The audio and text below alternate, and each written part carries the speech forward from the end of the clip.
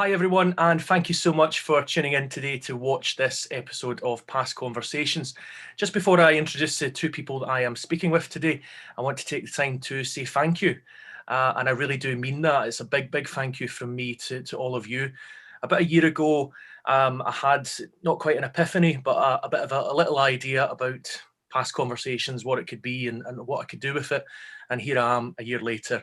Very fortunate and very lucky to have spoken now to over 20 really just incredibly awesome people who have given up their time to come on and, as I always say, to talk about the past. And today is absolutely no exception, because I'm really looking forward to this. I've got Zoe Venditozzi and Claire Mitchell, who launched the project The Witches of Scotland. And what I'll do is I'll just pass straight over to them and they can say hi and maybe tell us a little bit about who they are. Hello, I'm Zoe Venditozzi. I'm a writer and a teacher. Hi, I'm Claire Mitchell. I'm a Queen's Counsel. I'm an advocate that specialises in cases involving miscarriages of justice.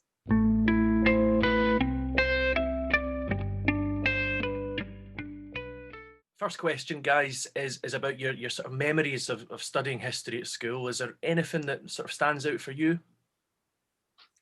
I loved history at school. I'm not just saying that because you're talking to us about this. I really loved history at school. Not so much when I was younger, but eventually I took SYS, as it was in those days. And I had this amazing teacher called Mr. Casey, who clearly hated you until you were about 16. And he was renowned for doing things like, if you weren't paying attention, he'd come up and he'd kick your chair so that you'd get a terrible fright, and he'd throw things, and he was really harsh. He was really ex-army. But then when I had him for SYS, I just totally fell in love with him. And he was just this really old guy. He's since passed away, but I did the American Civil War with him, and it was just so fascinating. And I did a dissertation on whether enslaved people had a culture, and it was so fascinating. So I loved history. So it was a toss-up between history or English for uni, and I went for English. But I am definitely a kind of a frustrated historian, and that's why I think I enjoy the podcast so much, because we could really indulge that and talk to experts. Yeah, I at school did not have a good experience with history. I got interested in history when I was really young, and someone told me about the pharaohs, and I became fairly obsessed with ancient history, the pharaohs, Ra, the sun god, all those sorts of things. I found absolutely amazing. For a brief while, I wanted to be an archaeologist until I realised what archaeologists actually do. They don't just discover, new tombs every day, and they actually have to, do all the groundwork and stuff like that. But that whole Indiana Jones idea of an archaeologist, I like that kind of idea. So that was a really early interest for me, but at school, history didn't do it for me because I just didn't find the subject interesting, or it wasn't, to my mind now, it wasn't done in the right way. I've said this before in the podcast. We spoke about the Highland clearances, but we didn't speak about the examples of what happened to everyday folk that were in the Highland clearances. We didn't make that connection with real people that were turfed off their land. And also the focus seemed to me to be in the wrong direction, because we were focusing on, why did we move people off the land? What was the land used for? What does arable mean? When were the sheep introduced to the Highlands of Scotland? Why were they better than other sheep? And it's kind of like, I think we're focusing definitely too much on sheep and not enough on humans. So I wasn't that engaged with history at school, but I was totally engaged with the stories of people throughout history, and also reading about people in factual books and also historical novels and that kind of thing. So sadly, I didn't have a great experience with history in school. It's one of these, I guess it's one of these things with history. I've been teaching it now for 12 years, and if you look at it from your school perspective, I often wonder, anecdotal here, but when I went on my P7 visit to my S1 but the secondary school that I would have went to in S1. To say I was a bit of a cheeky chappy is probably an understatement.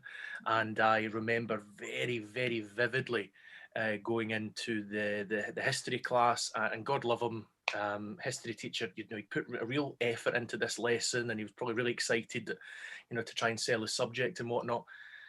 And at some point when he said, has anyone got any questions, I puts my hand up and says, well, I won't be picking your subject because, what's the point? It's history, it's been and gone, it's all in the past. And then, you sort of fast forward, I won't tell you how many years, but, here I am now, and it's sort of, history's a borderline obsession of mine. And I wonder how often the school experience carves that, because I know I'm a conflict historian at heart, so I love sort of modern 20th century warfare in particular, and we did a lot of the First World War, and that just really, that kind of really hooked me. And yeah, it's not sad, that's maybe been a bit dramatic, but it is a slightly, sad, I'll say it, to hear that folk maybe don't pick up in history sometimes just through their experiences in school, that maybe the way they could have had there been other subjects. And certainly I know some schools that are teaching the issue of witchcraft, but I don't know if it's something that's came across from your guys and your podcasts.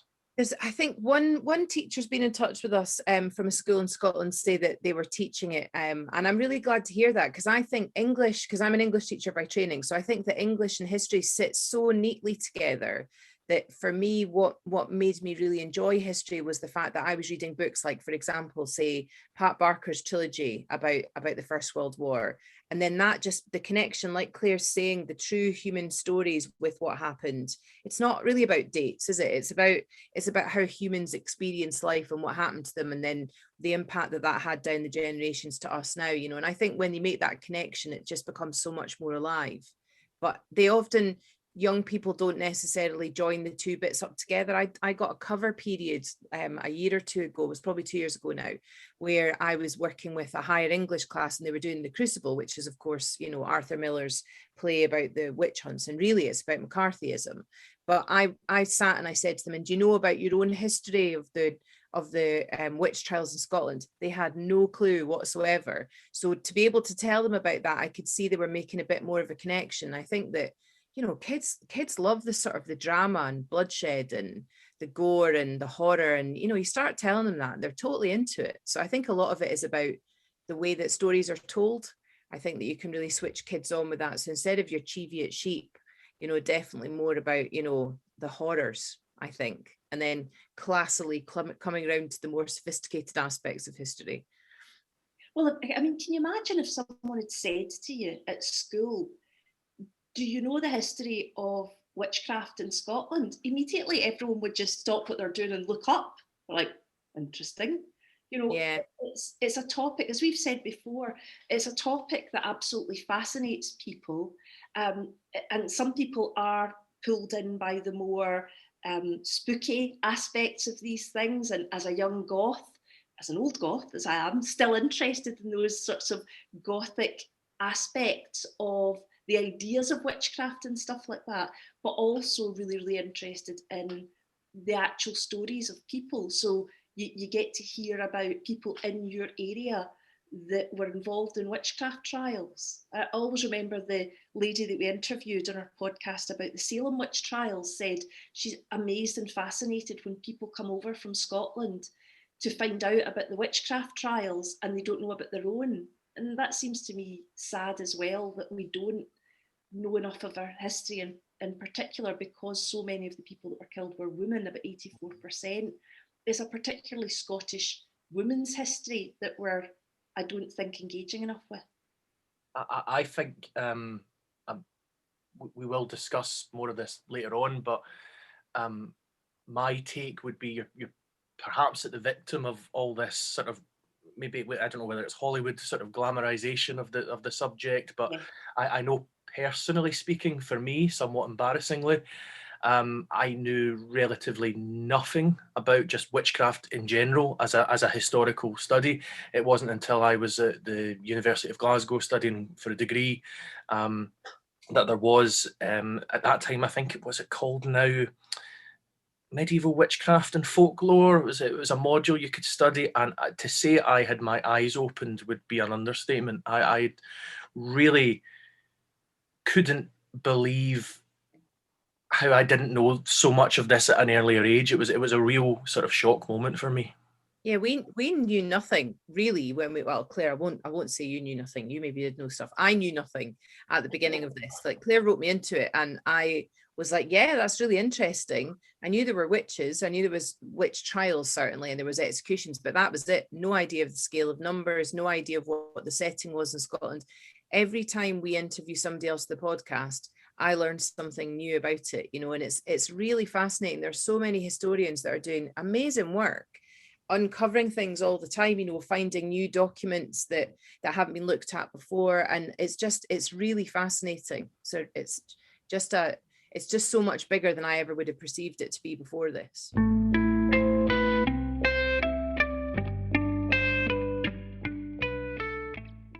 Just wanting really to get a sense now of the campaign that you've launched, Witches of Scotland. You know, what was your motivation? Why did you think the campaign needed to be launched in the first place? I suppose I thought that the people that were killed as witches, and to put this into numbers, there were probably about 1 million people in Scotland at that time. About 4,000 people were accused of witchcraft, and about 2,500 were executed, and those are conservative estimates. So a really significant number of the population was involved in these, and a significant number of people were executed. And I've been involved in miscarriage of justice cases sort of my entire career. It's what I've been interested in as a lawyer. And I thought, this is a terrible miscarriage of justice that's happened to these people. These people have been executed for no reason. They weren't witches. We're talking about thousands of people, and history isn't properly recording the fact that it was wrong to have executed them, and that we should try, insofar as we can, to restore those people in history as just folk, as a memorial, particularly the Orkney Memorial to witches, witches in inverted commas, up there says they were just folk, and that's what they were. So really that was the impetus behind doing it. And after I'd thought about it for a while, I asked Zoe whether or not she would like to be involved, or roped her into it. And she was totally up for it immediately. I think you also saw the benefit of it, Zoe.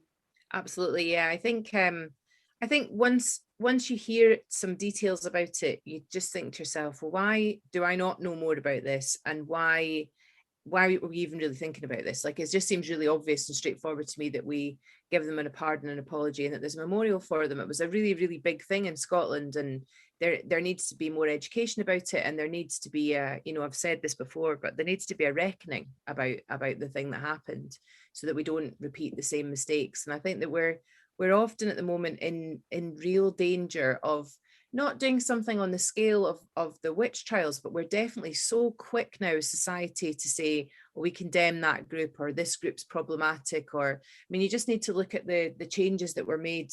Claire, don't want to step on your legal toes here, but the changes that were made about helping people that are illegal immigrants, you know, like the changes to law that the other day. Like, I think it's not even the thin end of the wedge. I think that's the middle of the wedge, you know, like, I think that's really massively concerning about othering people. So I think that we need to deal with stuff in the past, so that we learn now, so we just try not to make those mistakes again.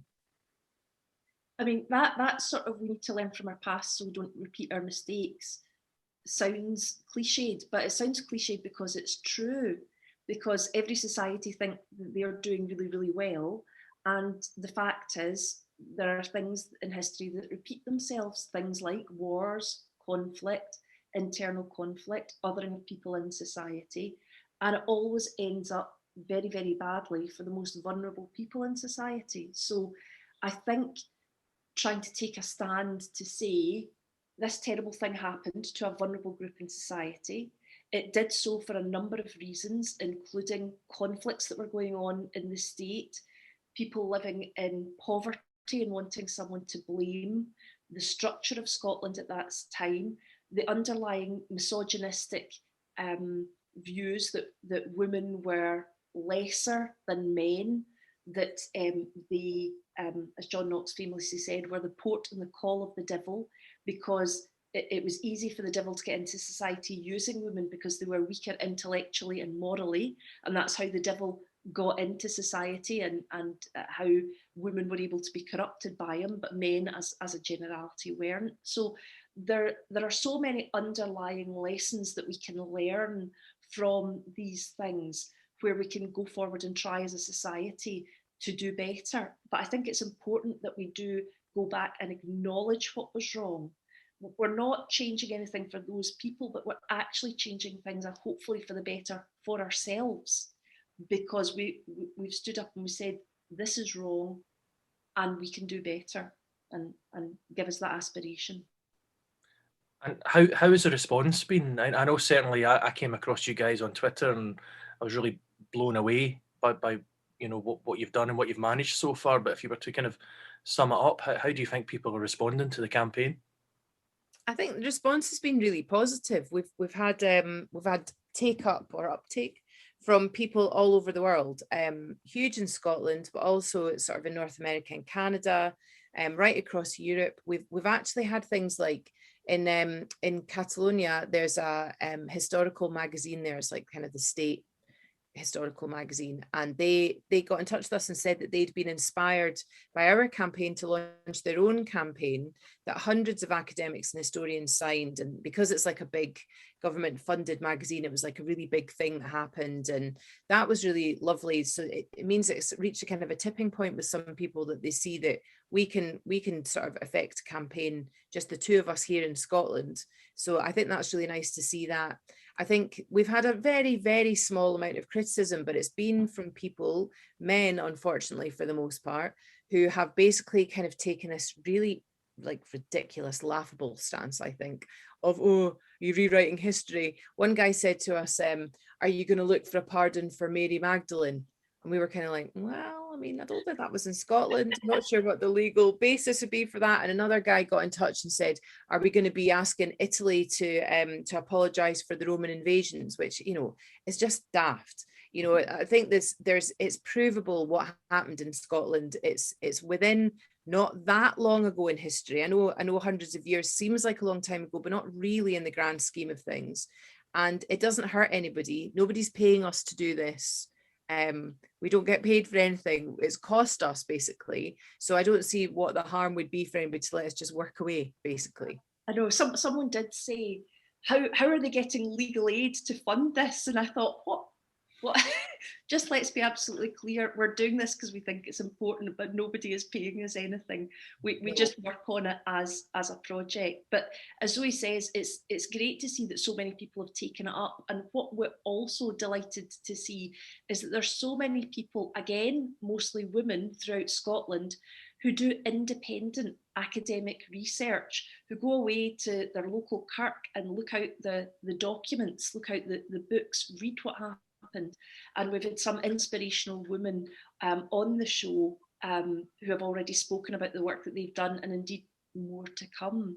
Yeah, that's been quite a nice aspect of the campaign, is that there's you know, we're not like forerunners with this. There's been lots of people across Scotland been working away on this for forever. Yeah. But it's nice to be a kind of a unifying thing where we can get different people on the podcast and put people in touch with other people, and that's been really nice. And then they can share their research with a much broader array of people than they might have if they'd just been working away on their own, which is really gratifying, because then other people go, oh, well, I want to look at what's been happening in, say, you know, Corstorphine, and then they can find the research that's been done, and that will then help with their research. That's really nice that all these people are connecting, that are, some of them are kind of, what's the phrase we use for it? Independent scholars, Claire? Yes, it's a great phrase. Independent scholars, as opposed to academics tied to universities. It's just people doing their own research. And because now so much stuff is actually online as well, you can do it from your sitting room. You can look at Kirk records, you can look at Scotland's history, which is, a lot of it's been digitalised now, the documents that they have. So it's really, really great for people wanting to do that. So yeah, I think that's to me, that's a really, really positive part of the project. And one, I suppose, final positive point is that there are people, unfortunately, still being accused of witchcraft across the world in different societies. And we got in contact with a gentleman called Leo Igwe, who we support and try and promote as much as possible. He runs a group called Advocacy for Accused Witches in the continent of Africa, and he tries to highlight cases where people are being called witches and suffering fates from being a child being excluded from school because they're being called a witch, or people being sent out from their towns or villages because they've been said to be a witch, or indeed even people being killed as witches. So it's a good thing, I think, for Scotland to make a stand to say we're acknowledging what went wrong here, and we're acknowledging that what happened to these people was wrong, and as a result we're going to do something. Because Leo, when he spoke to us, said that really helps me, because it's really another thing that I can use to try and persuade people that they don't need to go down this path of othering people. When you're able to say, look, here is people apologising for what happened to others. One criticism that we have had as well, Zoe, which I thought was really, really strange, was people saying, well, everyone knows it was a terrible thing that happened to these people, so everyone knows they weren't witches, so you don't need to tell us they weren't witches. It's kind of like, well, if everyone knows they aren't witches, what's the problem with saying we're sorry, acknowledging that, and remembering that that's the case? It seemed to me that the idea that because everyone knew they weren't actually witches, it's all right and we don't need to do anything about it is a very surface take on things. And it's probably more important that we find out why they were killed as witches, you know, and that can only be done through proper research and history and facts. Yeah, I mean, I'm really, really inspired at everything you're saying. Then you've built this tremendous sense of community, whether you realise it or not. You have. I mean, it's phenomenal, and I know it's going to grow and grow. And when you were talking there about the response in particular from women, I in no mean this to be patronising, but I think that's wonderful, and it's probably what I would have expected. And as a teacher, I hope a lot of the young females that I'm fortunate enough to teach are equally inspired by what you're doing and what you're saying. I wonder, though, you know, with criticism, whether male or not, taboo is probably not the right word, but it's the best I can think of just now. Has it become a taboo subject, and people will just be triggered? I have no idea, but equally, you know, you only need to troll through social media and you'd struggle to find a post by any campaign group that someone hasn't got some weird and wonderful, bizarre claim to make. Absolutely. I mean, those are only the very minority. The vast majority of people, as Zoe has said, worldwide are hugely supportive. I really like the idea that somebody, say in Norway or Japan, when we're looking at our figures on our podcast, or you know, places all over the world, know about somebody who was killed as a witch in Kirchtorfen and just find out a wee bit about her story, and they hear that. And that's because of the work of these brilliant independent academics, and academics are independent investigators in these things. And I really, really love the fact that we can make the story of these women global, and that the goods of social media, we're always talking about the terrible things, the good things about social media is that we can do that.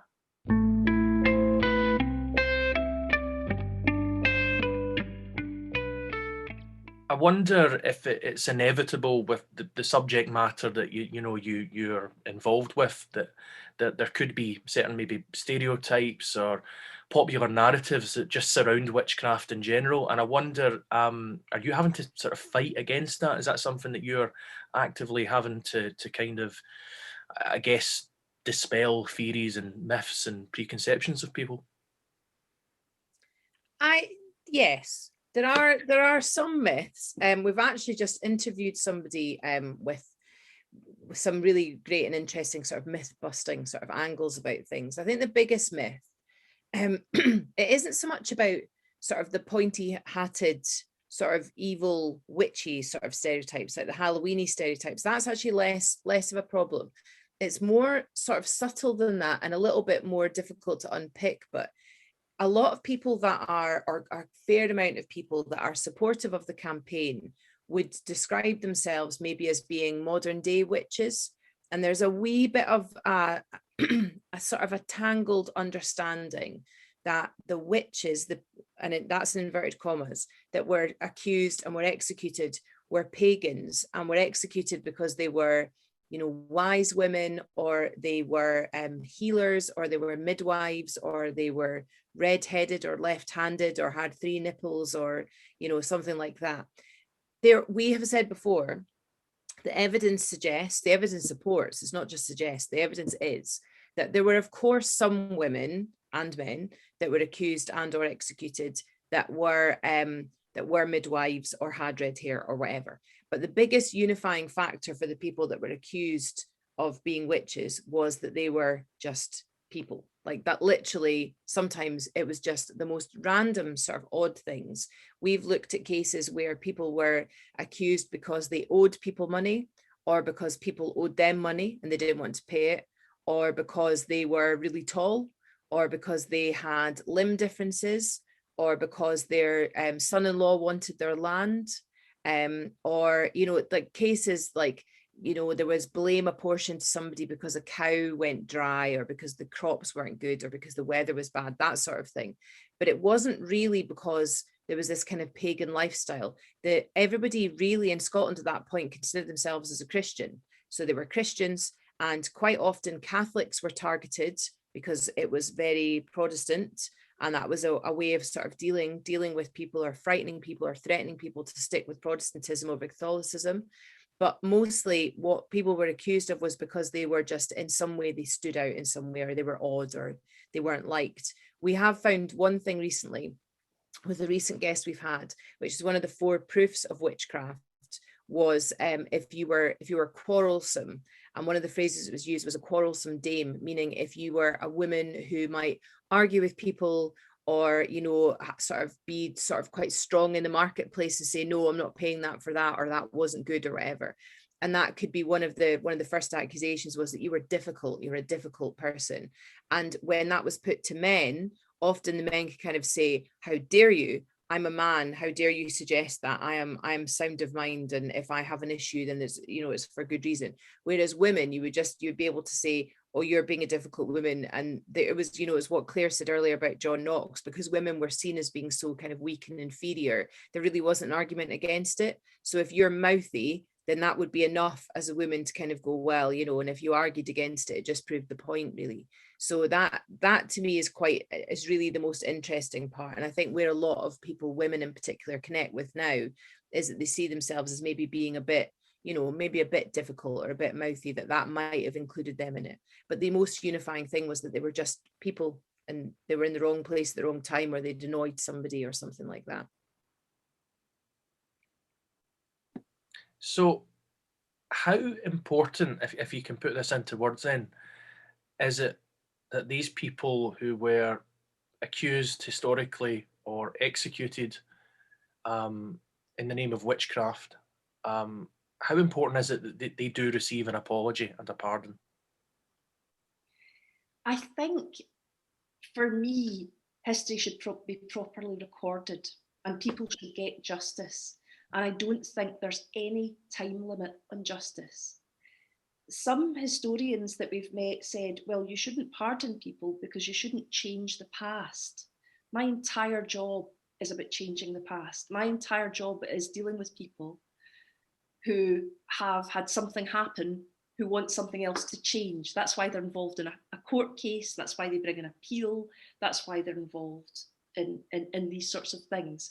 So I am all for going back in the past and looking at things, and if apologies need to be given, or if justice needs to be done, then it should be done.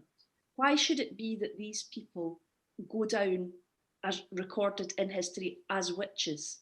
If they were convicted of theft, they would be thieves. They are recorded under the Witchcraft Act as people who practiced acts of witchcraft and therefore are witches. So I think there is no reason why we shouldn't restore those people insofar as we can, to, inverted commas, give them their name, as it were, to allow them to be the women and men of Scotland and not the witches of Scotland. So that was why I chose the rather provocative name for the campaign, Witches of Scotland, because it makes people think. And they said, oh, but they weren't witches. And I say, precisely, that's precisely what we're trying to shine a light on. We want these people to become the women of Scotland, of course, the men too. So I think it's important that we give people their place in history. I think it's also important for us that we acknowledge what went wrong in the past and examine why that was and what the underlying beliefs were. And I think that can be beneficial to us as well going forward in the future, to work out how we act as a society and as a guard against, if we see groups in society being othered, to remember what happened before when people were othered and how badly down a path that can take you and why we shouldn't do it. So I think it's important for those people to be properly recorded, but I think it's equally important for us to learn from the mistakes that happened before going forward in society. So it's a pardon and an apology for them, but it's also, I think, something very important for us. And the pardon is a legal pardon. It's asking for the Scottish Parliament to enact legislation to say that the people convicted under the Witchcraft Act from 1563 to 1736 collectively and posthumously are pardoned, and that would restore them in history. The reason why we also want an apology is there were a huge number of people that were accused but never made it to trial. Some of them died when they were being tortured. Some of them went to trial and were acquitted.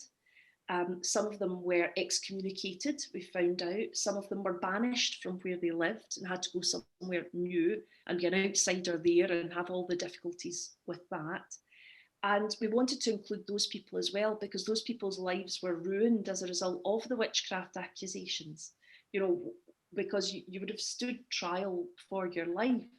And some people's, as I say, lives were irrevocably ruined. So we wanted to gather up everybody, not just those that could be legally pardoned, but everybody that was accused of witchcraft. And that's why I think it's important to properly recognise the effect that had on Scotland as a society as well. It wasn't just the people that died.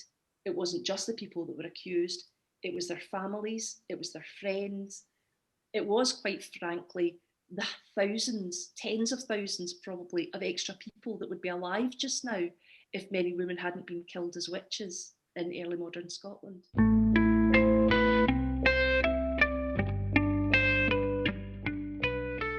So, having spoke about your desire and wish for an apology and a pardon in law, the other thing I noticed that you're very passionate in terms of campaigning about is a national memorial. And I just wonder, would it take a physical form? If so, where would you like it to be located? Or have you any other ideas at this stage? Well, we've been approached by MPs and MSPs from various places in Scotland who are all very keen to have a national monument in their town or city. Obviously, we can't go into detail with that, but watch this space. But we're personally not that wedded to where it is particularly. It's not up to us to decide that, we don't think. We think the important thing is that it's the state that pays for it and maintains it, and it's a very serious thing that's encapsulates the whole story across the nation. There are various monuments that are scattered across Scotland by different community groups or different towns, or unofficial ones and official ones. So we're not saying that there isn't anything already, but what we're fighting for is a national one that the state pays for.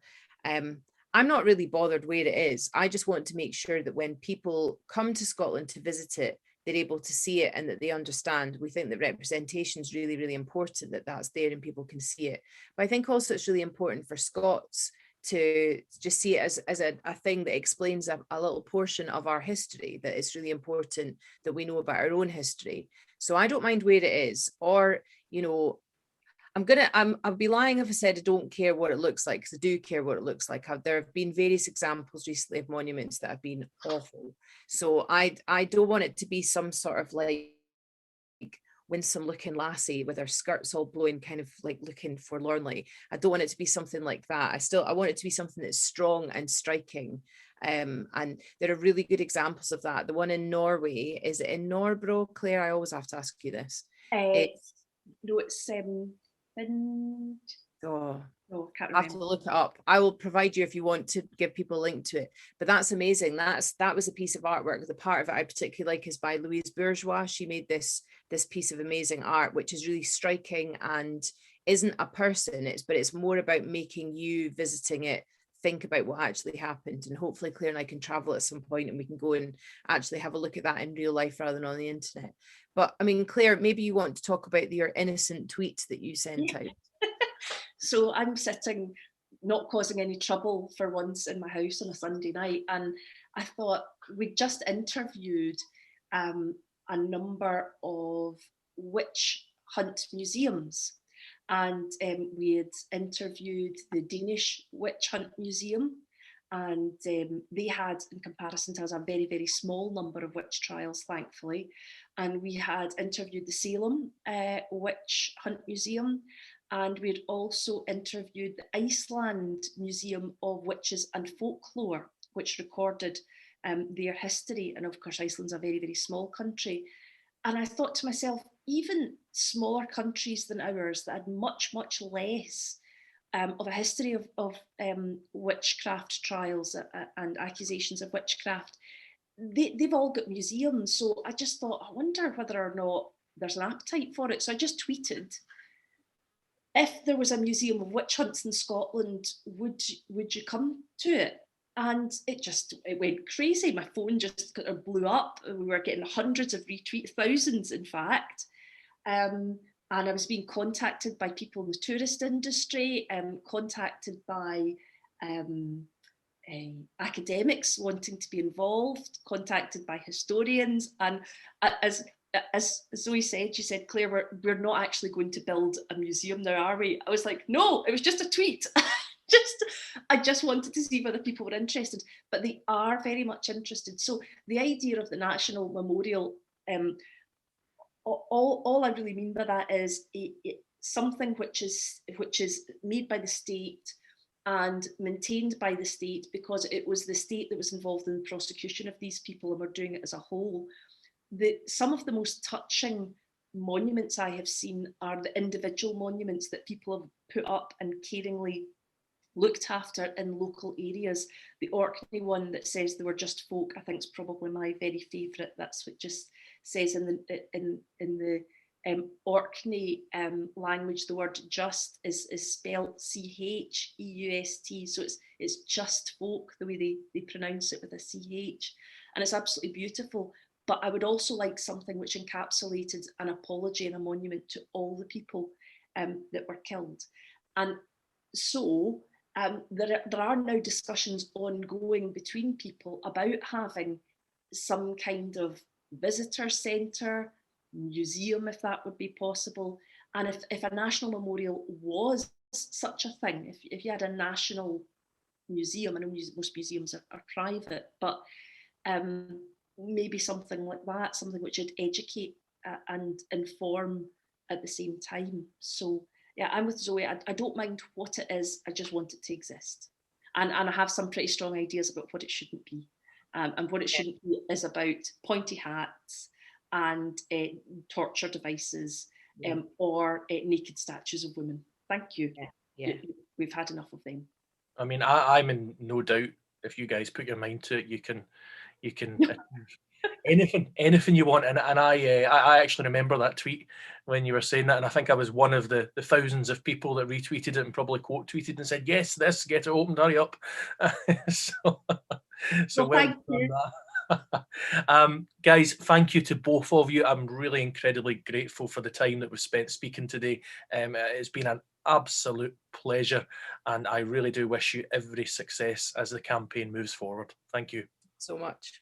Thanks very much. We enjoyed speaking to you.